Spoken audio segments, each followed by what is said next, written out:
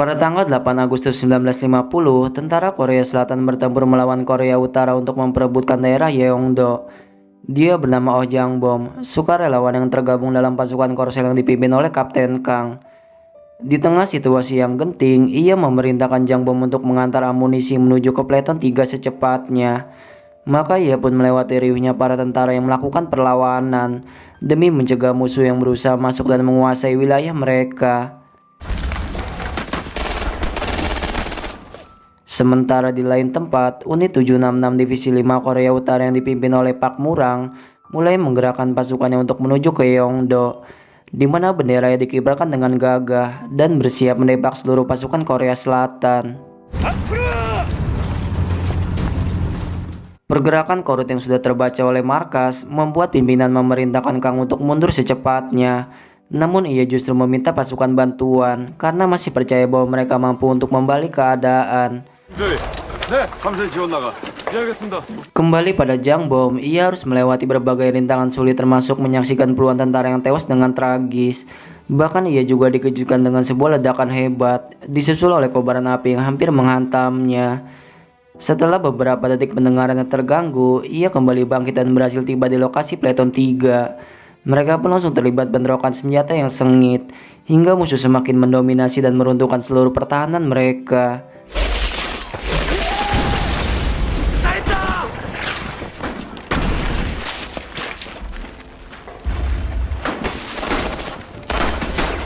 Jang-bom yang telah pergi dari sana segera diseret Letnan Kim untuk berlindung selagi penembakan terjadi. Namun ia yang memang penembak amatir hanya bisa menyaksikan tak berdaya saat musuh menembak Kim dan menusuknya.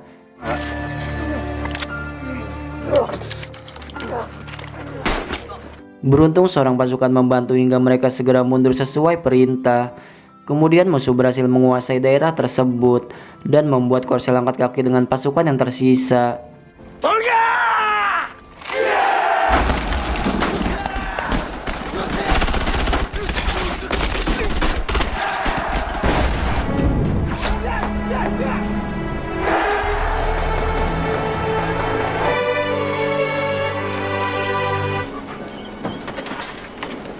Setelah Murang berhasil mengambil alih Yeongdo, Komisaris Lee selaku bawahannya menyampaikan bahwa pemimpin partai memerintahkan mereka untuk berperang di Sungai Nakdong.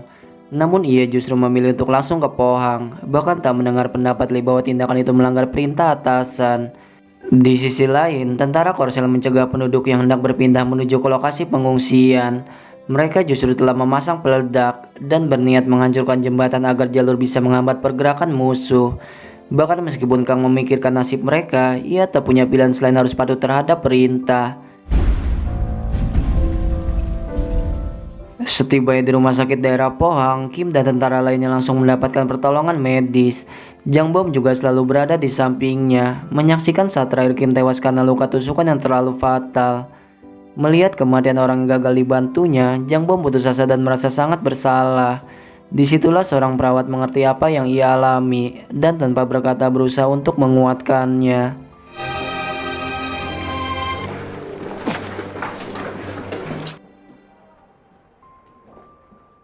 Sementara itu, Kang baru mendengar kabar bahwa Letnan Kim gagal untuk diselamatkan.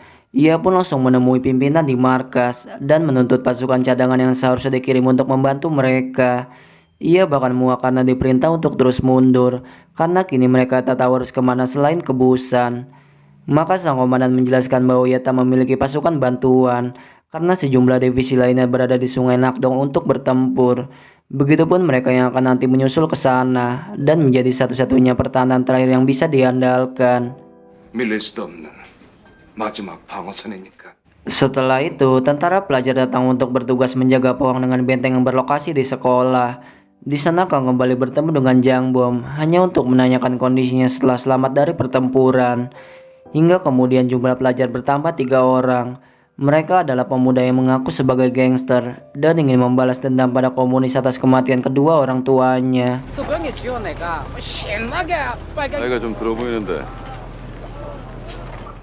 Maka Kang pun mengumpulkan pelajar untuk mendapat pengarahan mengenai situasi Korea Selatan. Mereka juga diberikan masing-masing senjata dan amunisi, serta akan dibagi menjadi 2 peleton yang dipimpin langsung oleh Jang-bom. Keputusan itu diambil bukanlah tanpa alasan.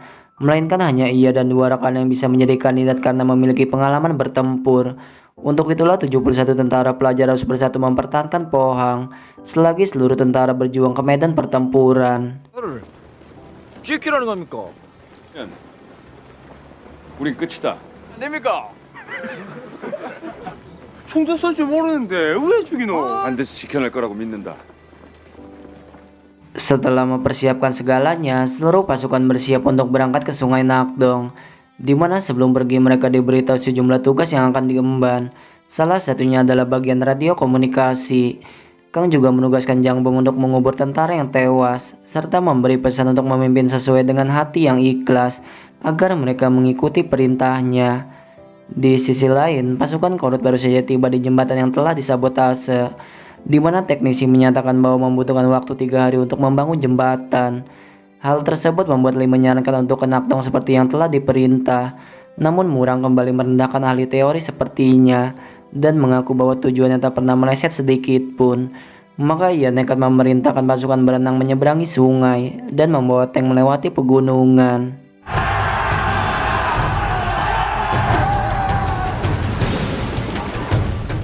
Sementara itu, para pelajar baru saja membuka pasokan makanan untuk 2 minggu ke depan.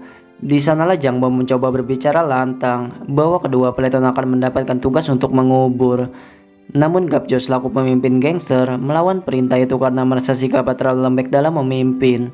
Ia hanya menanggapi dengan kalimat yang menusuk bahwa siapapun yang melanggar perintah akan ditembak mati. Berselang dari itu, mereka mulai berlatih menembak secara otodidak. Di mana berbeda dari semua pasukan yang masih amatir, Gapjo terlihat sangat mahir dan menunjukkan kemampuan menembak yang sempurna.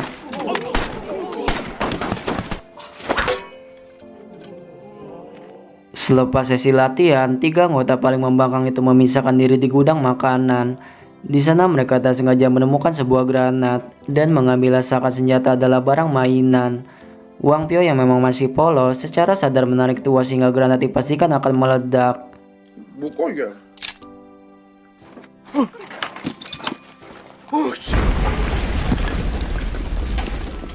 Akibat perbuatan cerobohnya, bahan makanan berujung terbuang sia-sia. Gapjo pun berniat bertanggung jawab untuk mencari makanan baru.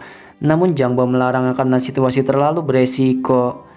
Kemudian saat malam, Jang Bom yang selama ini terlihat pendiam mulai menyampaikan keluh kesahnya lewat sebuah surat bahwa ia sangat merindukan ibunya dan menceritakan kejadian beberapa hari yang telah ia alami. Bahkan di dalam diamnya, ia berharap bahwa kebersamaan dan tawa mereka tak akan pernah lenyap. Ketika semua pasukan tertidur, Yong dan Huan mendapatkan bagian tugas untuk berjaga malam. Mereka adalah teman dekat yang kemanapun selalu bersama dan berharap bisa pulang ketika misi ini selesai. Hingga kemudian ia melaporkan pada Jang Bom bahwa mereka melihat sekelompok tentara yang menuju ke arahnya. Mereka yang belum mengetahui apakah tentara musuh atau kawan sendiri memutuskan bersembunyi dan menunggu sampai musuh menembak lebih dulu. Sayangnya suatu hal tak terduga terjadi hingga memulainya aksi baku tembak.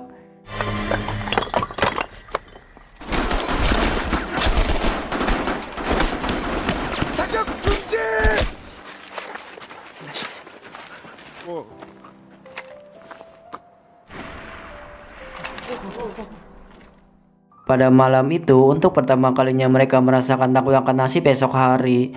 Penyerangan tadi membuat mereka mengalami rasa traumatis dan menyadari bahwa musuh bisa datang kapan saja untuk membunuh. Keesokan harinya, para pelajar berpatroli di tempat bekas perkemahan dan membawa barang yang sekiranya masih berguna. Namun lagi-lagi Gapjo melanggar aturan dengan menyulut rokok di tengah hutan. Suatu hal yang dilarang karena bisa tercium sejauh 4 km. Dan baru saja hal itu diingatkan, tiba-tiba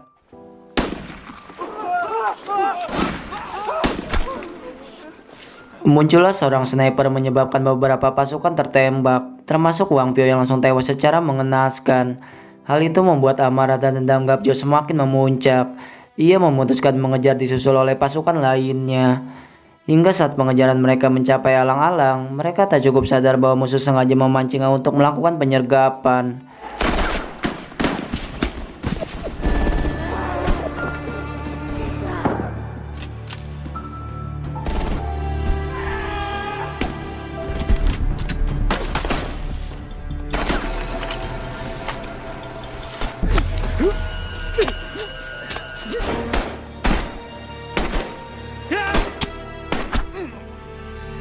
Jelas serangan itu menyebabkan para pelajar menderita banyak korban jiwa.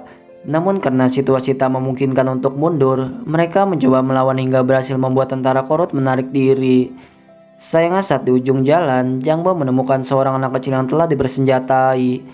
Alih-alih membiarkannya hidup karena tak cukup tega, Gapjo justru berprinsip kuat bahwa siapapun yang memegang senjata adalah seorang musuh.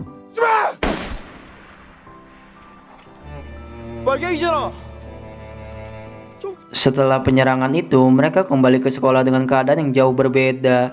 Tak ada lagi tawa seperti hari-hari sebelumnya, melainkan hanya kesedihan yang mendalam. Seluruh pelajar pun sibuk mengobati rekan mereka yang terluka, hingga banyak yang gugur karena tak adanya ahli medis. Sementara di hutan, seorang tentara pelajar yang bernama Daryong masih berusaha mencari jalan keluar. Namun ia justru disergap oleh tentara Korut dan terpaksa menyerahkan dirinya. Singkat waktu keesokan pagi, mereka menghubungi Kapten Kang untuk melaporkan bahwa telah menghadapi 2 kali penyerangan dan kehilangan 16 anggota tim. Kang pun menjawab panggilan di tengah area pertempuran, meminta agar mereka bertahan selama 2 jam selagi ia mencoba mengirimkan pasukan bantuan.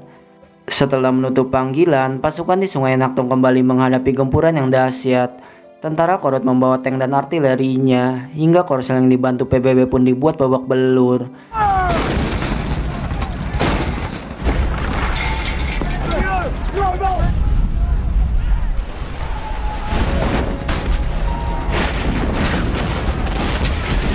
Di saat mendesak ke situasi mereka, ia pun menepati janji untuk meminta bantuan kepada sang komandan.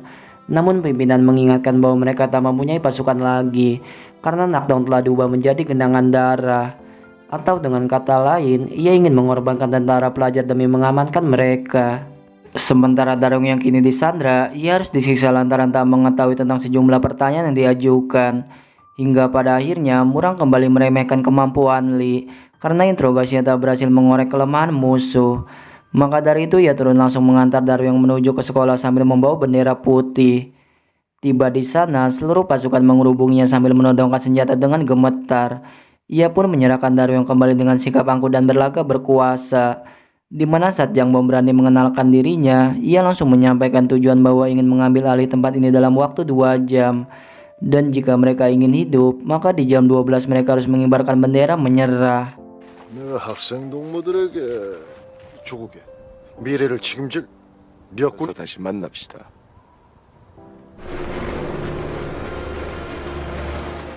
Di tempat lain, Kang masih memohon pada sang komandan agar diberikan 10 anggota untuk membantunya. Oleh karena itu beliau membawanya bertemu dengan pimpinan Amerika dan diberi izin membawa senjata super bazooka untuk menghadapi tank Korea Utara. 감사합니다. 정말 감사합니다. Sementara itu, Gapjo kembali berulah dengan mengajak pasukan meninggalkan Pohang, bahkan menyiksa Daryong karena menganggapnya seorang pengecut. Namun berbeda dari mereka yang memperkeruh keadaan, Huan justru berusaha menguatkan Yong. Akibat tak ada alat medis yang mampu menolongnya. Moral pelajar pun benar-benar hancur ketika mereka ingin membunuh Daryong beramai-ramai. Di mana saat Jang Bom berusaha menghentikan, ia justru ditantang bertarung hingga keduanya saling pukul, sampai tak ada yang mampu untuk mencegah.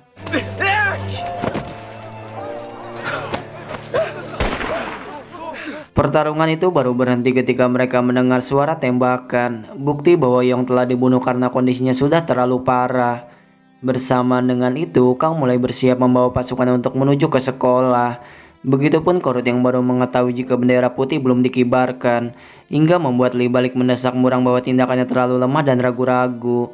Namun siapa yang menyangka peringatan itu tak membuat arogansinya hilang, melainkan menodong senjata sebagai ancaman. Kembali ke para pelajar, mereka mulai bersatu dan bergotong royong dalam membuat senjata. Di mana saat menuju ke jam 12, Murang pada akhirnya menugaskan pasukan untuk membuat garis pertahanan 1 kilo dari sekolah. Selama itu pula, para pelajar mulai membangun benteng yang kokoh. Mereka telah membuat keputusan penting menyangkut nasib Korea ke depannya, yakni mempertahankan wilayah meskipun harus mempertaruhkan nyawa.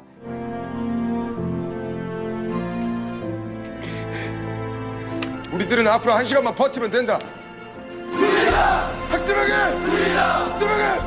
Berselang dari itu, Gapjo dan Pungchun mencoba untuk mengelabui pasukan Korea Utara. Mereka membantu mobil yang terjebak dan mengincar karena terdapat banyak amunisi.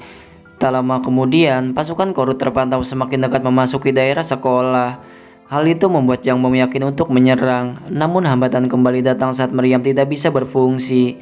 Maka secepatnya mereka kembali menghubungi sang kapten dan diberitahu bahwa cara menggunakannya adalah ditendang. Melihat ledakan itu, pasukan Korut menghentikan pergerakan untuk memastikan kembali jalur yang akan mereka lalui. Hingga tepat pada jam 12 siang, tiba-tiba serangan muncul secara mengejutkan. Merasa kepercayaannya dihianati, Murang mengerahkan pasukan untuk memberi mereka penderitaan yang sebenarnya.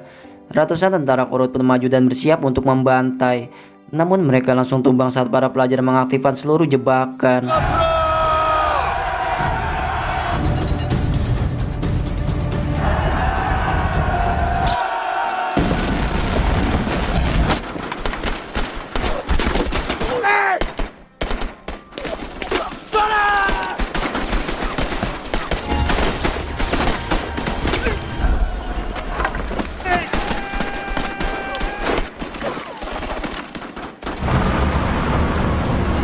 Mereka yang sempat diremehkan karena hanya pelajar sekolah, pada akhirnya membuktikan bahwa merupakan lawan yang seimbang.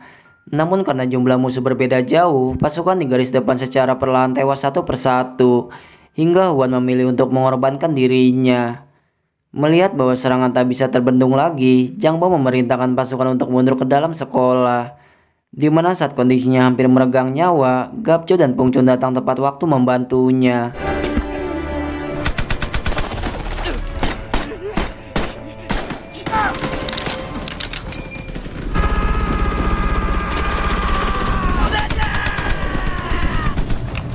Bahkan meskipun kakinya sempat tertembak, Gapcho langsung meminta pasukan untuk mengangkut seluruh persenjataan.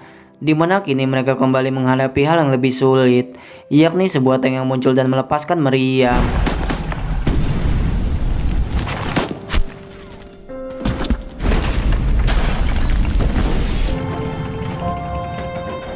Melihat banyak temannya yang tumbang, kedua orang yang sempat bermusuhan itu mulai bekerja sama tanpa membenci satu sama lain.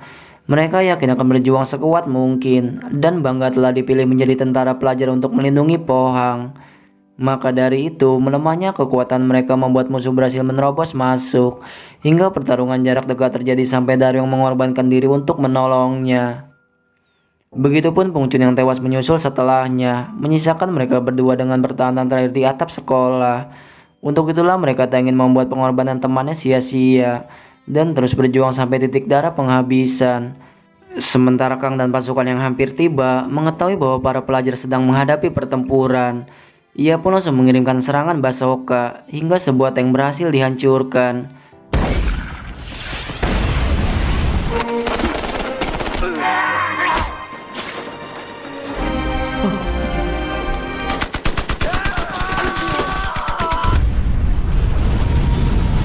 Melihat pasukan cadangan yang mulai tiba, Limar dan menganggap Murang merupakan seorang pengkhianat. Namun bukannya sadar diri, ia justru menembak Li dengan sadis dan tanpa berbelas kasih. Ia pun kembali bergerak untuk mengejar dan membunuh dengan tatapan dinginnya. Begitu juga Gapcho dan Jang Bom yang berusaha tetap bertahan, sampai pasukan bantuan tiba untuk membalik keadaan.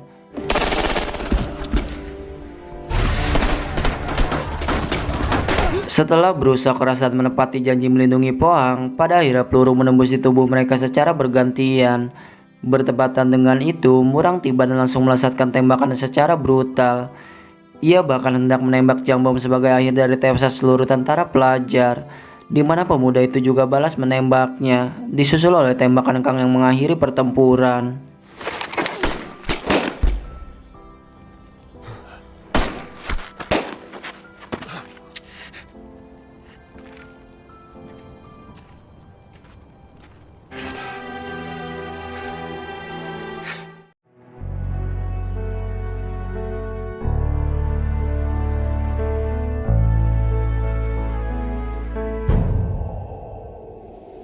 Pada akhirnya pesan yang disampaikan Kapten Kang benar adanya. Dia membentuk Jang Bom menjadi pemimpin yang ikhlas dan bersungguh-sungguh, hingga berhasil membawa 71 pasukan meraih kemenangan. Berbeda dari pemimpin Korut, dia terlalu sombong dan menganggap bahwa tentara pelajar hanyalah sekumpulan anak-anak, hingga harus menerima kekalahan atas keangkuhannya. Saya akhiri pembahasan kali ini dan sampai berjumpa lagi.